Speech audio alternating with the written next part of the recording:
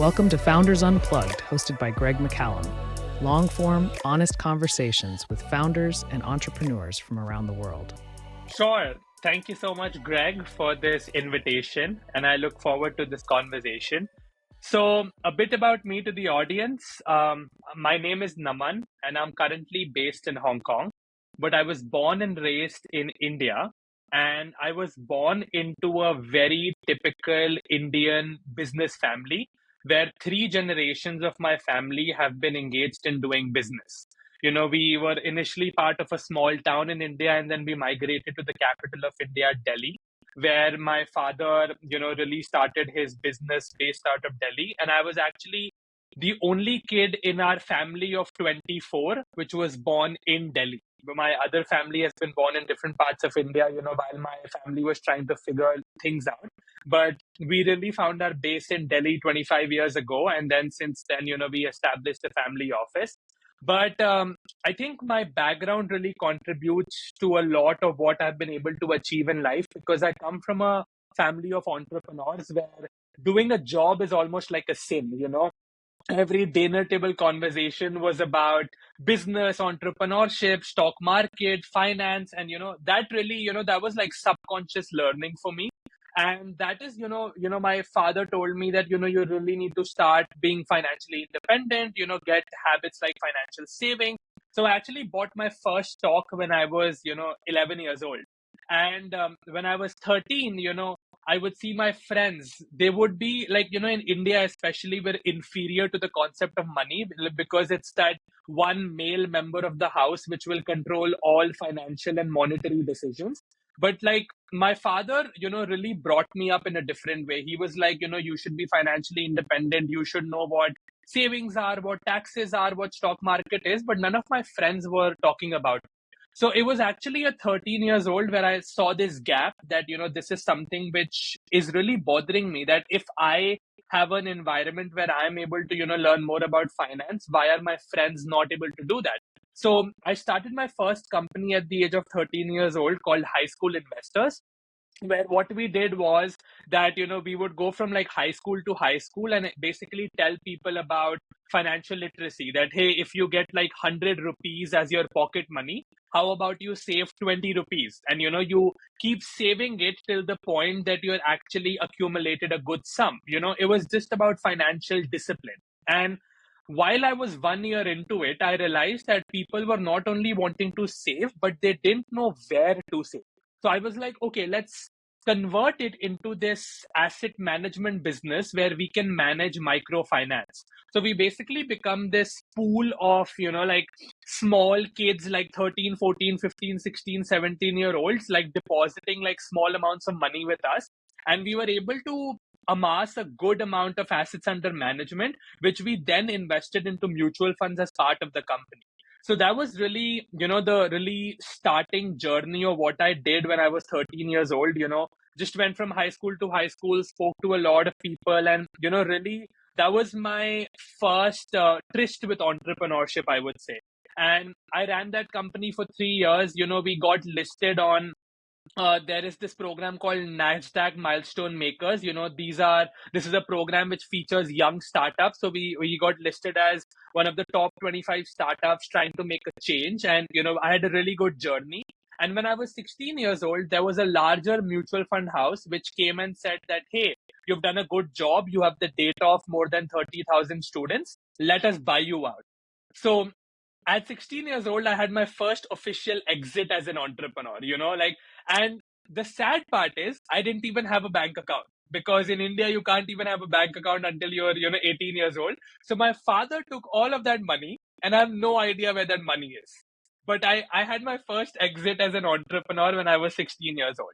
And then, once I did that, I was like, okay, it's something which is really clear to me is I'm made for entrepreneurship. I'm made for business.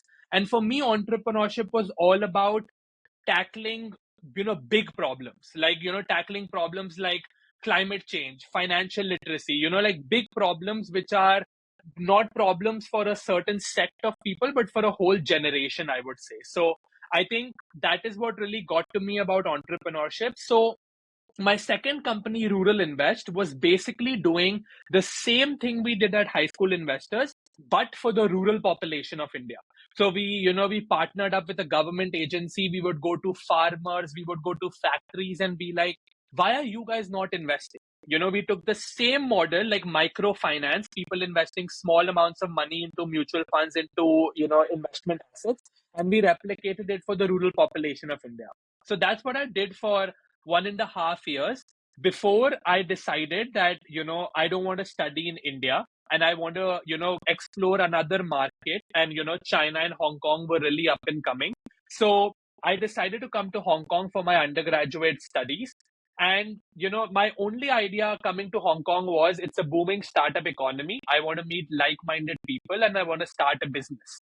And I came to Hong Kong in September 2019 and I started the current company I'm building called Breer in October 2019.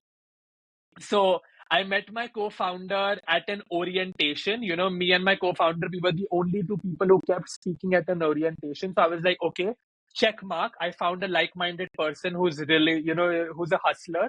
I found that person, we bonded over a problem and we started working on the company which we built today called Breer, where what we do is that we collect surplus bread, the bread which is supposed to go to waste in Hong Kong. We collect that and then we recycle that to make craft beer, which is sold all across Hong Kong.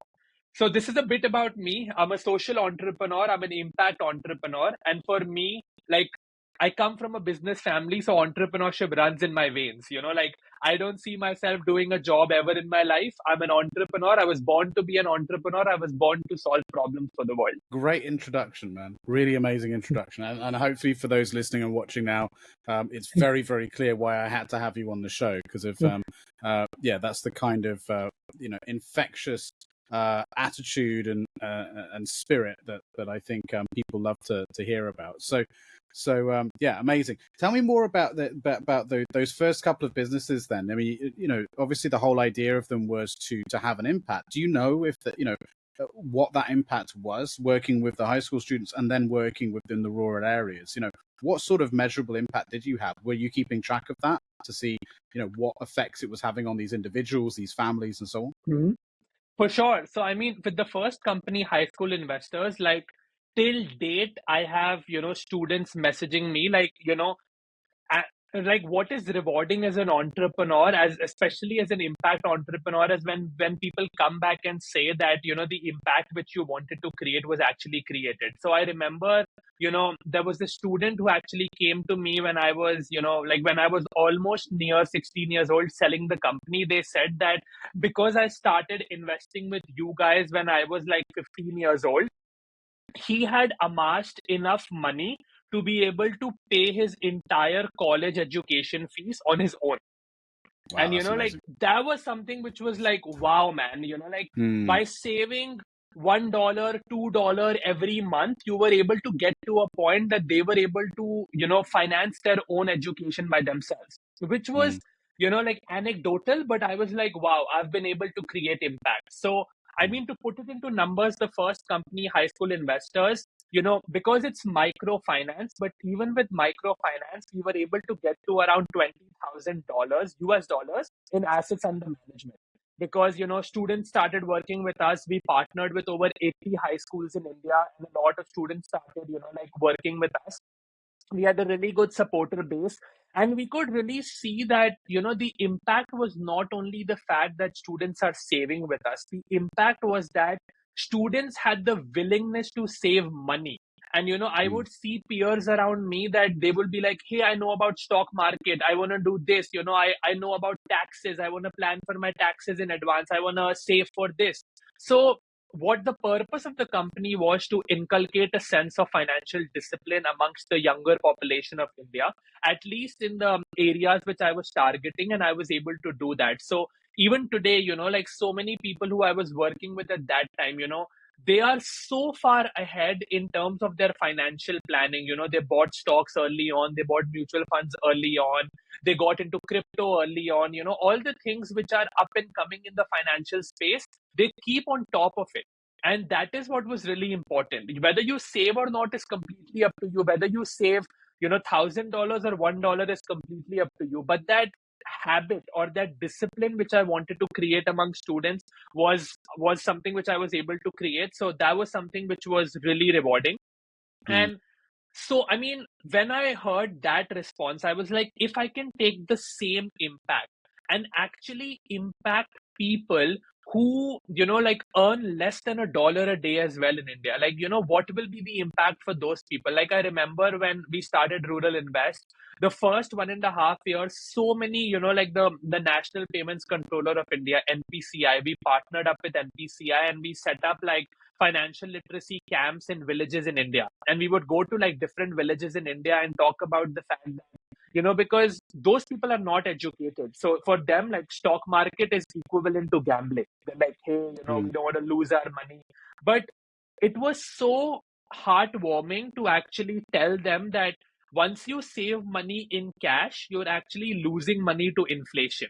Every time there is inflation, you're basically losing money to inflation. So like explaining that concept to them and then getting to the point where they were understanding that they need to save money was really important. Like another anecdotal response was, I once remember there was a farmer based out of North India, and there was heavy rainfall in his village, and he didn't have a permanent house, he had like a semi permanent house, and the roof of his house fell down because of the strong rains.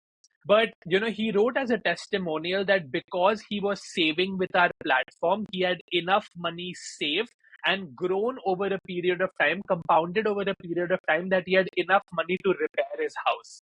And those stories really get to you, that you were able to impact these people to have that like sum of financial bag, like a safety net to fall upon. These people had Mm. something to fall upon, and that was something which was really heartwarming. So even with Rural Invest, we were able to get to close to, I think, $100,000 in assets under management, and that company is still running. But now that I'm based in Hong Kong, I'm not actively involved in the company. I passed it off very healthily to a group of individuals who are running it in India. And till date, I think I see the impact which we're able to create, right? India is going through a financial revolution. We're taking leaps in financial revolutions. And I think we're perfectly positioned in India to be able to really, get that 1 billion users out of India, people living in tier 2, tier 3, tier 4 cities, and get them involved in the stock market. Like even today, only 6% of Indians have bank accounts. So there is Mm. so much untapped potential in India. And I believe that, companies like that have to enter more in this space to really inculcate a financial discipline amongst that population as well. And Rural Invest was at least able to scratch the surface while I was involved. So yeah, I would say that these two experiences were so rewarding for me as an entrepreneur that I was like, whatever I do next in life, it has to solve a problem which is beyond me. Like it is not only Mm. affecting me or a very small set of people, it has to be affecting the whole freaking world. Like sustainability, financial illiteracy, these are problems which are faced by the whole world, and I Yeah. want to be able to solve those problems basically. Yeah, because when what you're describing there, I'm thinking what the parallels in the UK are there, right? There's more people have bank accounts and more people may be more aware of some of these things, but there are an enormous amount of families who, if they had something happen to their home, like you mentioned, in a similar sort of fashion, they'd be screwed, right? They Yeah. wouldn't have any fallback. Like most working class families do not have a significant amount of savings for a rainy day fund, as it were, right? Like Yeah. literally in that case, like so it's a problem that affects both first and third world countries in equal measure. It's well, not in equal measure, but in comparable amount, terms. Let's say. It's super interesting, man. Really interesting. So, and there was a couple of things you mentioned there I wanted to pick on, like the challenge of distrust when you were launching that must have been, like you said, pretty huge. I mean, especially like you're talking about families and individuals who, like you said, are earning maybe $1 a day, or the equivalent to like $1 a day. Like to say to them, give us some of that money, when it's probably already spent, right? It's already spent before they've even got it. They've got, they're covering everything with just that amount of money. Like how difficult was that, and what were the kinds of things that you were saying to kind of reassure people that it was going to be worth it in the long run? Because especially for some of these individuals that are just used to living life like that, hand to mouth kind of thing. Yeah. What were your explanations there?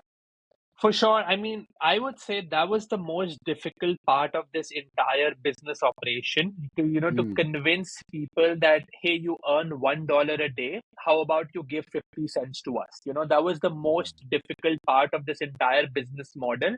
And that's where I feel that for impact driven businesses, partnerships are really important, because when we had NPCI, which is, the government body of India controlling payments, when they would come and set up a camp, they already know that government is involved. So once government is involved, that first level of barrier or skepticism automatically gets removed. But then I think unless they're not big fans of the government, in which case it probably exactly it just makes it worse. Yeah.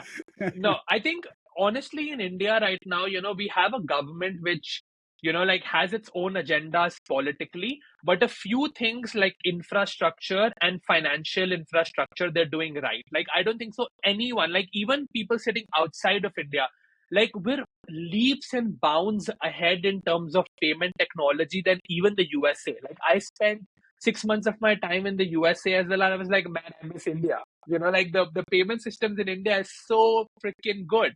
So I think with the payment system, like infrastructure, I think people have really started trusting the government because we got the right people. Like the co-founder of Infosys now leads the body, which develops a lot of these solutions in India. So we have the right people working with the government to actually develop a lot of these technologies. So Hi, a friendly reminder to share this episode with your network, like, and subscribe. And if you are feeling really supportive, please consider reviewing the show on the podcast platform of your choice.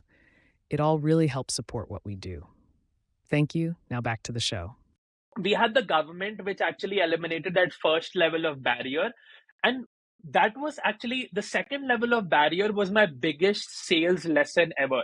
That once you're going there and you're speaking to people who already have a prejudice or a taboo in their mind that they will not trust you, the only way you break through that is you don't sell to them. Like when I was going there, my approach was empathy, that I would want to go and actually ask that what are your problems, what are some of the problems you're facing, and then suggest solutions to those problems. Like they said that, hey, we have this little daughter and we want to get her educated, but we don't know how to save money. And that is when you're like, oh, you have this specific product which you can use to actually save money. But if you automatically go and be like, hey, we have a financial saving product, it can help you with XYZ, they're like, we're not listening. You need to tie it to an outcome that's relevant to exactly them. Right.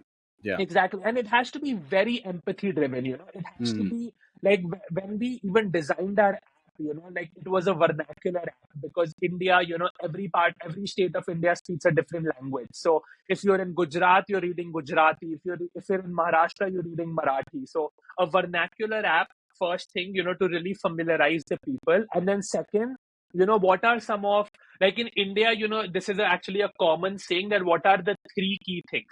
It's house, food, and clothes. Those are the three key things which you need to live. So when we created our, like investment products as well, it was very simple. House, food, education, like very simple products, nothing complex around them, because if you speak to them, their problems would be one of the 6 problems basically. So you already know where to direct them based on the problem they will tell you. So it was a very empathetic approach. And I think the last thing which we did really well to win the trust of a lot of these people is because we partnered up with local shops so that they can get last mile support, because they're not tech savvy people. They only recently got familiarized with the idea of smartphones, but they still don't know, if they have a problem, they don't know how to contact customer care. They want a physical human being in front of them to solve their problem. So we actually, worked with like local grocery shops, local, like mobile shops and stationery shops in these remote villages, which became like our contact centers, that people can actually go to these places, like which is like what, 200 meters, 500 meters from your home, and actually ask a question. So that really built trust, that this company is not only a company sitting in a metropolitan city in India, this company is right at my doorstep if I need them.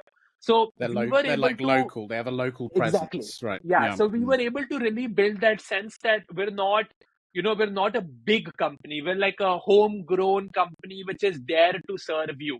So I think that is how we were able to win trust. But honestly, how much that taught me about sales, I think those lessons that I'm going to take for the rest of my life, that if I can Mm, convince someone making $1 to invest 50 cents, like 50% of their daily income, basically, I know how to sell things.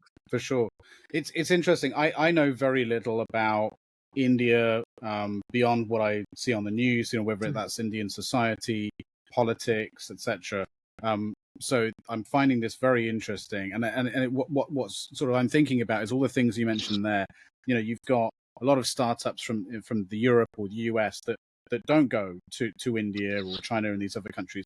And I think this is making it clear why, because they would have no idea where to start with any of the stuff you just mentioned there. They would try and use a model that works in the UK, in the US, wherever, and try and force it on the population. And it just wouldn't work. You need boots on the ground. You need people who understand the people.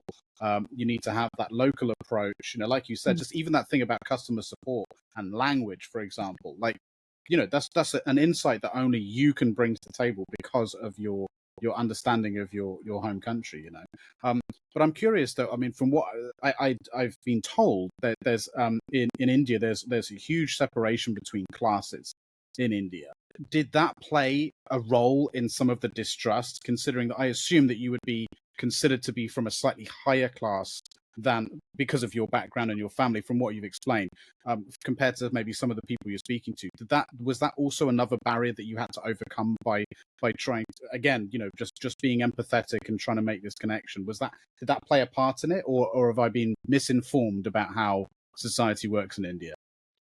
So you're absolutely right that society does work like that in India. Like the rich is getting richer and the poor is getting poorer, in a way that, we're becoming more capitalistic as we speak. However, I think two things which really work to our advantage, that in 2016-17, India witnessed like an internet boom. Like, we had the largest conglomerate in India basically start like a telecommunication service, which really democratized the access to 4G and 5G networks, even in the remotest areas of India. So basically, suddenly we went from a country with no access to internet, with every possible person having access to internet.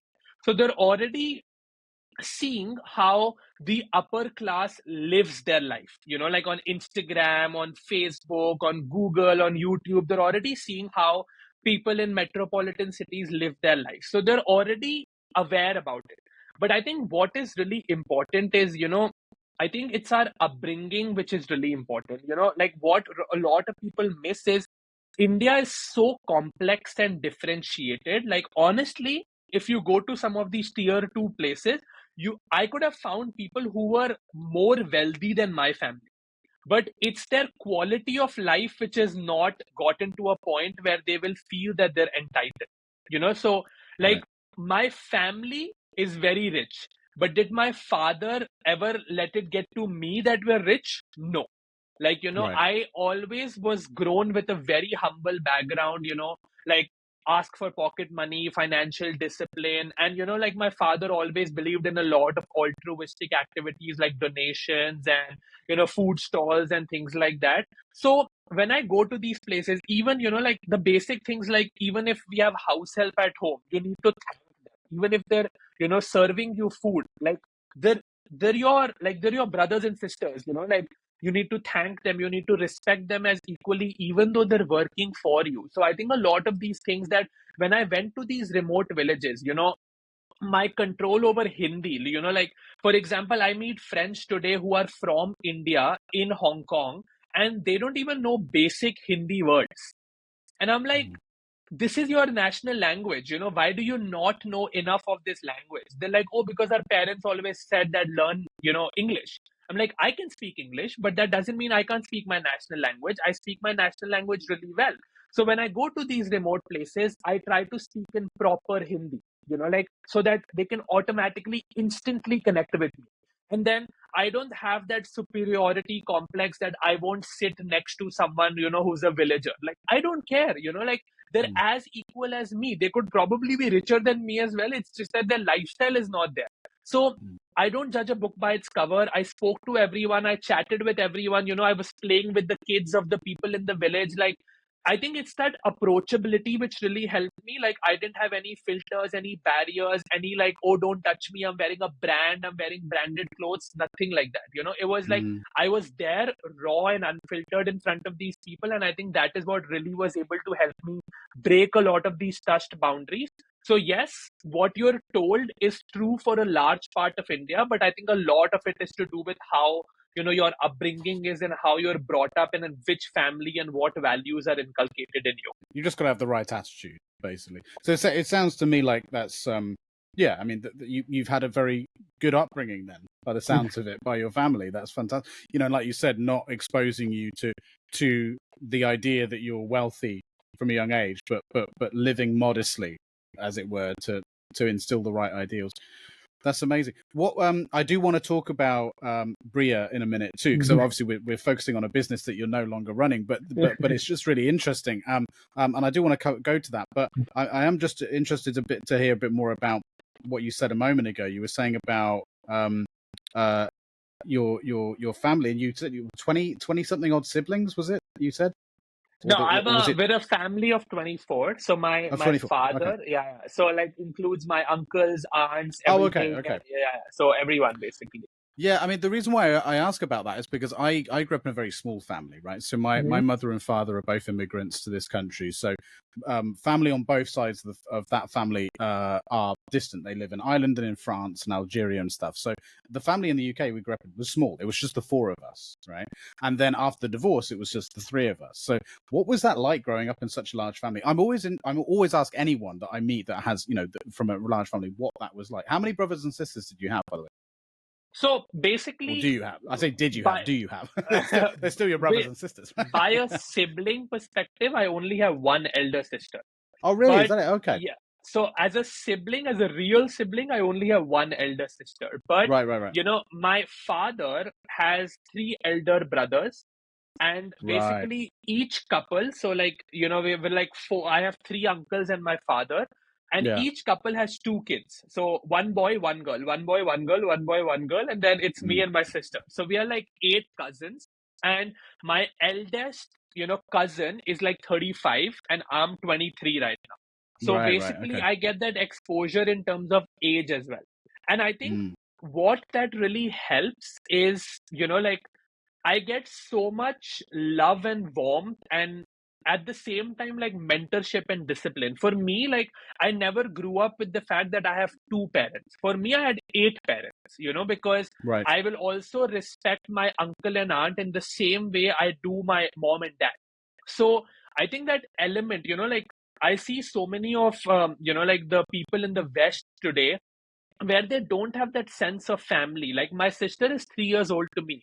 And in India, even if someone's 3 years old to you, you give them a lot of respect. Like if my sister says something, I will follow it, because there's that element of respect which I have for my sister. So like going up from that entire hierarchy, I was the youngest of 8 cousins. And, I've never differentiated between my sibling and my cousin because, we lived in the same house, we lived under the same roof. So for me, it was like, okay, if there is not good dinner at my floor of the house, I'll just go to another floor and eat dinner. Like it was as comfortable as that. And like if my dad is, but that's the whole point, that there was so much coordination between the elders. For example, if I ask my dad, hey, can I buy a like a board game or something like that, and my dad would say no, that you cannot, like you're a kid, you should not get this. Now, me being me, I'm the youngest, I'm pampered. I would go to my uncle and be like, can you buy me this board game? But then all of them had this discipline that no, like rules are rules. You will not get something which is not meant for you right now. So I think they were all disciplined, but I think that pampering, that affectionate care, and honestly getting to see so much, like my father and my uncle supporting each other in crisis times. Like I saw 2008 financial crisis, which was really bad for the Indian economy as well. And I saw how like my father and my uncles really supported each other. So I think you really get to see a lot of that, and how in the most testing times it will only be family which will stand with you. And Mm, that is what I really build in terms of my friendship as well. Like I have tons and tons of acquaintances, but I have 5 friends. And mm, if I call any of them at any point in the day, two are sitting in the US, one is sitting in the UK, one is sitting in another state of India. I call any of them and I tell I need X amount of money, I need this help, I need that help.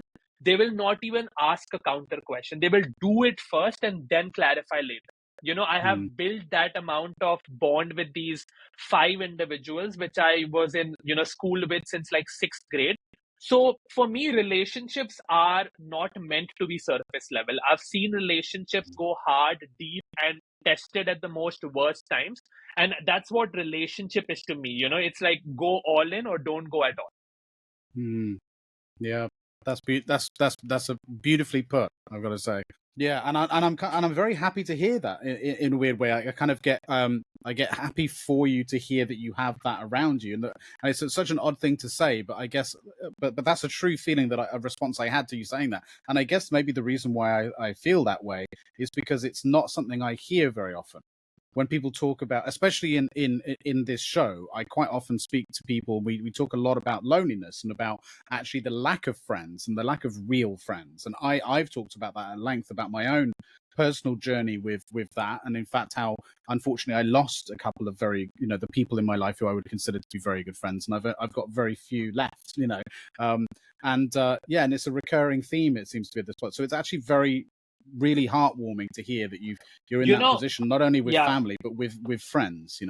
One thing which I'd love to add is, when you're an entrepreneur and, you've achieved so much at a young age, like becoming the youngest person to be on the Forbes 30 under 30 list, getting awards, getting grants, being a child prodigy, whatnot, like the media, the people around you will constantly build you up that, you're the next big Mm. thing, you're going to do this.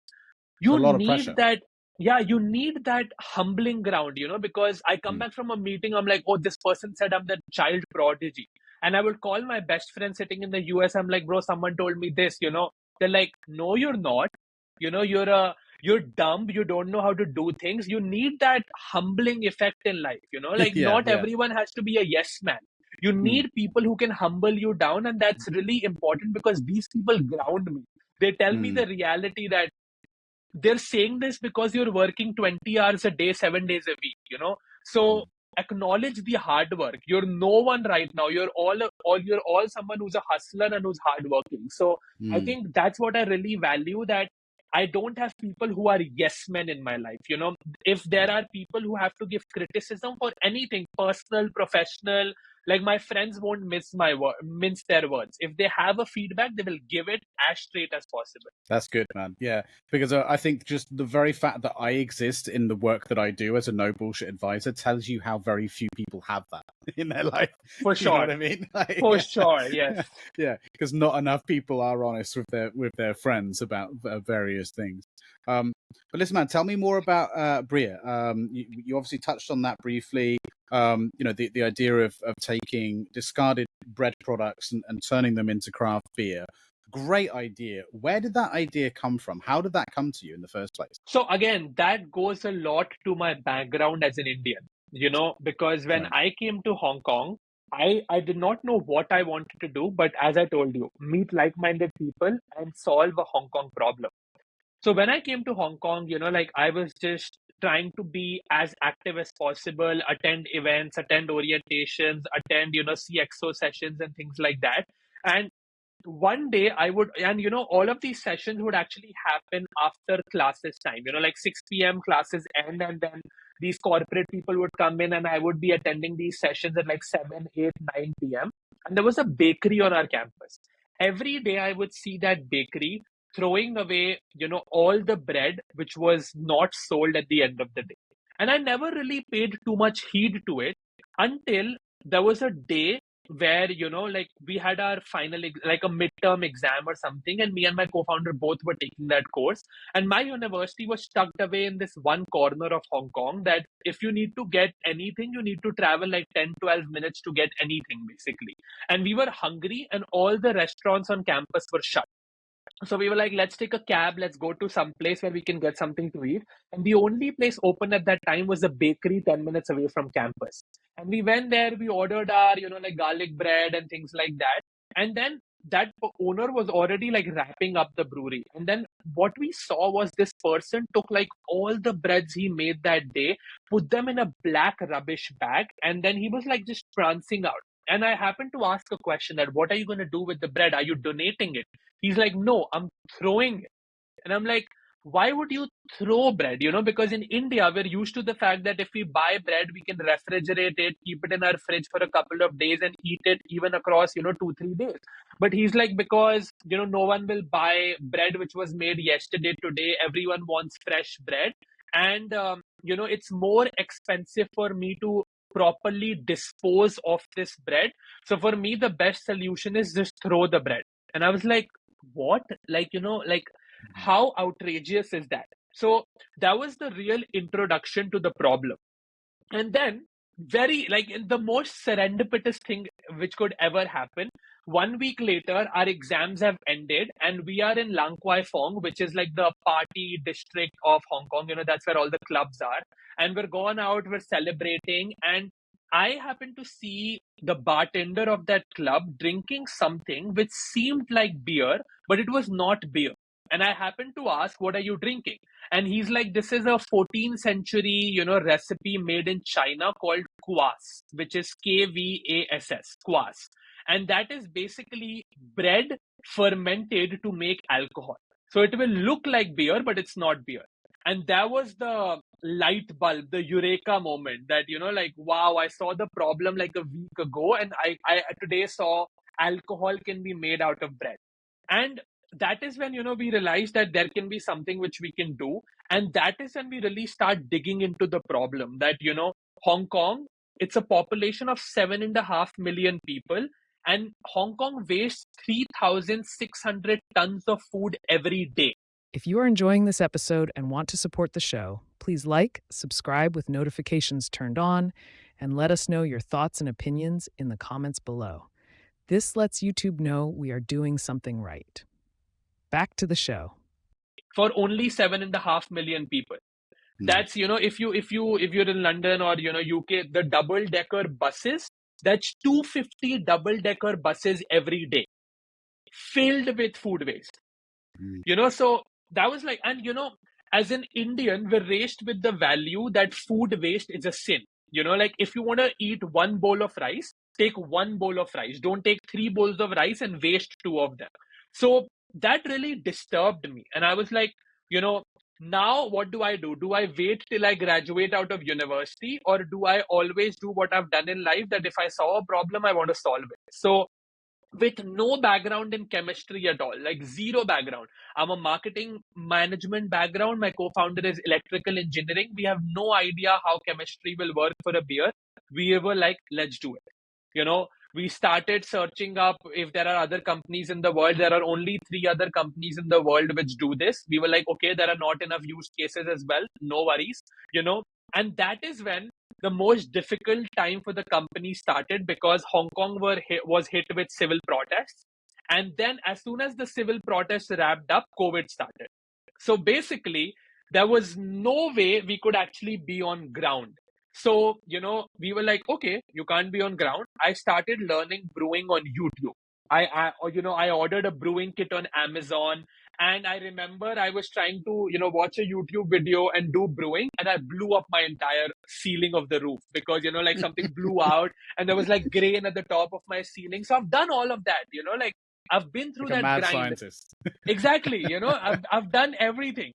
And I was like, okay, this is not going to be easy, but we did it. We tried to do as much as learn as much as possible. And then once COVID, kind of subsided, Then we actually went and did a, like a course in person at a brewery in Hong Kong. Then we started working with that brewery, and we did close to 20 to 23 iterations even of our first pilot product before we even got to a stage, where we can do something, because we didn't have money. So how we really started is, once we got the idea, we were like, okay, we need some money, so let's participate in a social entrepreneurship competition. We participated in a competition and we were like, if we win, sure. But then we won, and we got a lot of feedback that this is a good project, you should do it. But we won a lot of money for a student. We won like 20,000 Hong Kong dollars or something like that. We were like, man, we can have a gala time with this, like two students, $10,000 each. We can go and, like throw like buy a table in Lang Kwai Fong and, like do a gala time. But we were like, will that be worth it, or will investing it back into the company be worth it? So we decided to take that plunge, invested that money back into the company, and did those pilot brews, registered the company. And then for the first 21, 22 brews, it was like, I don't know what we were doing. Like some beers were so salty, some were so sweet, some were not even drinkable, some tasted like pure urine. Honestly, it was so bad. So I've gone through that whole journey until we got to a product which was like edible, drinkable, and I was like, let's not waste time. Let's take this product and get it in front of people. Let's get actual raw feedback from customers who will pay money for this. And that's what we did. This is back in 2020 when COVID had just, like kind of subsided. We were like, let's set up booths. Let's get feedback from people. And then it took us another 6 months of R&D to get to our first product, which is our Breer Pale Ale. And this was our first product ever, which we launched in 2021. And, the rest is history. Since then, we now sell in 400 bars, bottle shops, restaurants in Hong Kong. I got the honor to be the youngest honorary ever on the Forbes 30 under 30 list in Asia. We got a lot of recognition from media outlets in India and Asia and Hong Kong as well. We got a lot of recognition. We work with the largest food and beverage company in Hong Kong called Maxims. We do a co-branded white labeled product with them. We're working with companies like Cathay Pacific, Mercedes-Benz, and a lot of these big property developer companies. And I would say that all of that is a result of that initial 1.5 year of sheer hard work and determination, where nothing was working out for us. There was COVID, there was protest, we didn't know what to do, but we stuck with it. And that gestation period was long, but the results are sweeter. That's such an important thing you say that you stuck with it, right? Because of, anyone else that maybe wasn't quite as passionate, even -1% the amount of passion that you guys had, may have just gone, do you know what? This is the universe trying to tell us we shouldn't be doing this, right? And given up. Which I think is what we hear, like 99.9% of the stories that we hear of failure are really about, is people just going, this is too hard. It's like, Yeah, well, yeah, for sure. like if it's a problem worth solving, it's probably going to be quite difficult, right? That's Yeah. the idea. But but that period when you said, like, you wanted to get it in front of people, you wanted to get people to drink it, how did you practically do that? Were you just going out in the streets with a bunch of samples and just saying, hey guys, try this? Was that it, or So were you going that was straight to vendors first? So we wanted to do that, but that is not legally allowed in Hong Kong. If I Okay. could have done that, I would have done it. But basically, because of the fact that we were students, we had a lot of leverage. Like Right. we would just say, like, there's a booth happening in a mall. Hey, can we get that booth? We want to sample our products. There's a booth happening at an alumni event. Hey, can we get a booth? We want to sample our product. Even in our university at the Entrepreneurship Center, hey, can we, set up a booth? We want to sample our products. And it's just that people are ready to say no to you, but you need to you need to hustle your way through, and you need to get, things done. So It's amazing what you can get if you just have the balls to ask. Exactly. Right? Like my father always tells this to me, that the answer before asking is always no.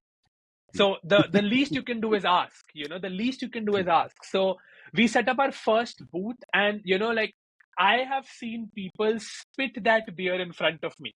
Like I've also gone through that. I've also gone through that journey where people were like, this is disgusting, this is terrible.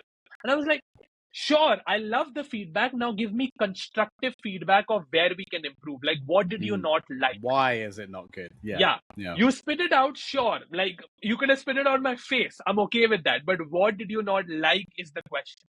So, like, it was really knowing our customer. And, like, since then as well, the philosophy of this company has always been customer first. Like, even today, it's been like 4 years. We have a team of 10 people now. But the one thing me and my co-founder are really passionate about is doing these booths by ourselves, because the amount of raw feedback you can get at these booths, you can get nowhere else. Like, people will tell you straight up, they like it, they don't like it. Or people will tell you, why are you not doing something with this bread? Or why are you not why are you not doing that or this? So you get so many ideas. Like, most recently we launched our non-alcoholic beer.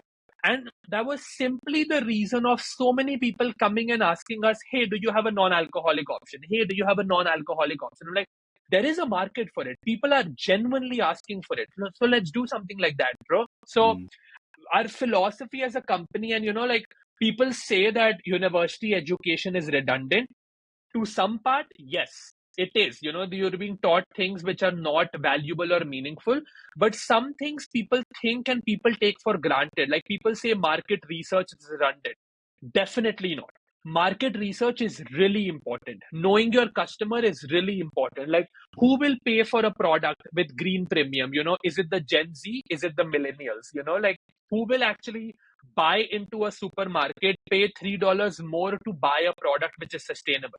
You really need to know all of these details, and these details will only come to you if you speak to the customer. So for me, market research is really paramount. Knowing your customer is really important. I suppose it's the difference between like having a dialogue versus a survey, right? Yeah. I think this is something that I come across a lot when speaking to founders. When talking about market research, they think, oh, a survey, and I'm like, no. Actually, have a conversation, because, like you said, having that face-to-face time means it's more than just I don't like it. It's okay. Well, why? And you actually being able to enter a dialogue and explore different things, them understanding your journey, you understanding their perspective. So I think, yeah, you're absolutely right. You've hit on the nail on the head there. Dialogue is so much more important to have with prospective customers than just, would you buy this? Yes or no? Like, that doesn't really help that much, does it? Yeah, for sure. Yeah, and I've been through that many, many times, especially with the founders I've worked with. So yeah, it's really interesting, and congratulations, by the way. Like, it's amazing what you guys have achieved. And do you plan on launching Breer in some other countries in the near future? Yeah, we're already actually in the process for it. Like, in 2 weeks from now, I'll be in Singapore, and we're actually planning a Singapore launch as well. But, like, it's a very interesting thing. Even today, I was actually, in the afternoon giving a talk at a location, and they asked me, will you be, considering exporting? And I'm like, that defeats the whole purpose of the company. We're a sustainable company, and if I export product, that defeats the whole purpose. And more importantly, we're a company which celebrates locality. Like, if we're a Hong Kong bred beer company, we're solving the problem by making Hong Kong flavors and using Hong Kong bread. Now, if I take this to Singapore, why will they be interested? Like, they will want Singapore's problem to be solved, not Hong Kong's problem to be solved. So if I'm going to Singapore, Singaporeans will only be interested if I'm solving Hong Kong's problem, or I'm solving Singapore's problem, not Hong Kong's problem. So for me, the idea to expansion is that we take the model and we take it to another country, not export. So that's why in Singapore, we're partnering up with another brewery. We already signed 2 bakery partnerships there, where the bakeries are going to give us the bread after, whatever is left over. We already have a recipe which is locked down, because, say, Singapore is so, like, crazy about pandan. So why not do a pandan flavored beer for Singapore, like, very specific to Singapore, and then that will sell in Singapore stores. So that is our idea of expansion. We're considering Singapore. We're also having high level conversations with breweries in India and Japan regarding similar concepts. We will take Indian bread, we will take Japanese bread, and we will do something in India and Japan as well. But why that is really important for us is because we're operating in a very niche market. There's beer, there's craft beer, and there's sustainable craft beer. So the funnel is itself is very small. So what we are trying to do is actually increase the size of the pie first, where we want to make people aware about this concept. Because if you close your eyes and you drink our beer, you don't even know that there is bread inside it if you didn't see the label. Because if you taste the bread, my purpose is defeated, because bread is a functional replacement to the starch source which is going inside the beer. So why is an AB and Bev or a Carlsberg, a Heineken, a Budweiser not replacing 10% of their production from grain to bread? Because if the beer is tasting the same, you can do so much for the environment only if a big company commits to it. So for me, the idea is take this concept and make it popular so that it will be a demand driven push, that people will start asking that, hey, why is your product not sustainable? Why is it not made from bread? And that is when these companies, all companies, will be forced to answer that question that, hey, we will now start thinking about it. But it's interesting what you mentioned there about these other companies, these bigger breweries and beer companies and so on that aren't taking that. Because it's kind of related to something I wanted to ask you anyway, which is I would assume that the little that I know about brewing and food, given my background in that many years ago, is that I would assume that there would be a fluctuation in the quality, right? Or not necessarily the quality, but at least the flavor, because of course, every bread that you're getting is being made maybe by different bakeries, and every time they bake a round of bread, it's going to be slightly different. The ingredients level is going to be slightly different. So how do you manage to maintain a sort of consistent flavor, or do you not? Do you just accept the fact that there's going to be slight variation sort of brew to brew?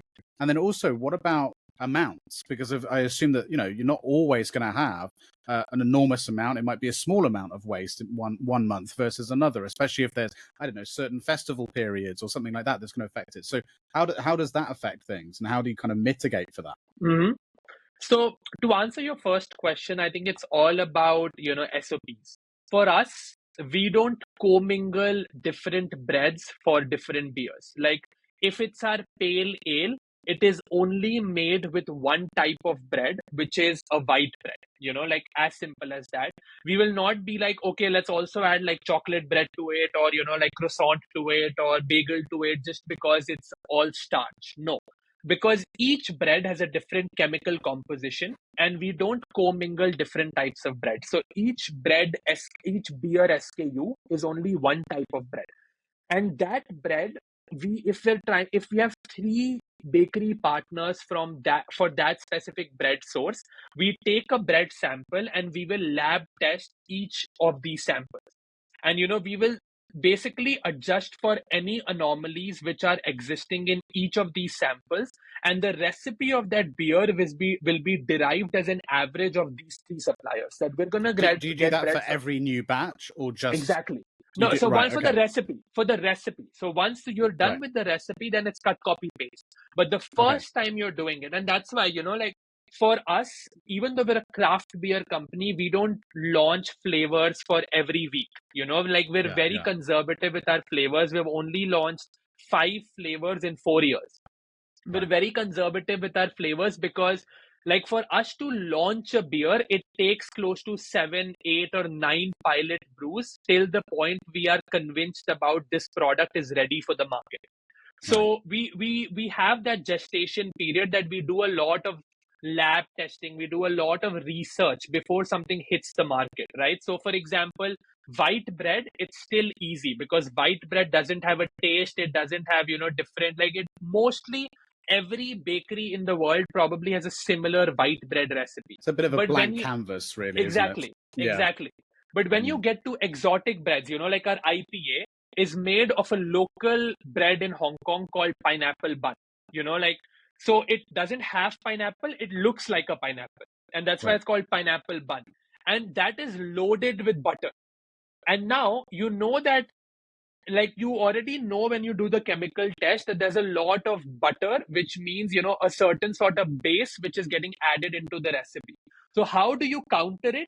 you add oats to it so that you can counter it with the same chemical component so that you can nullify the effect of the butter.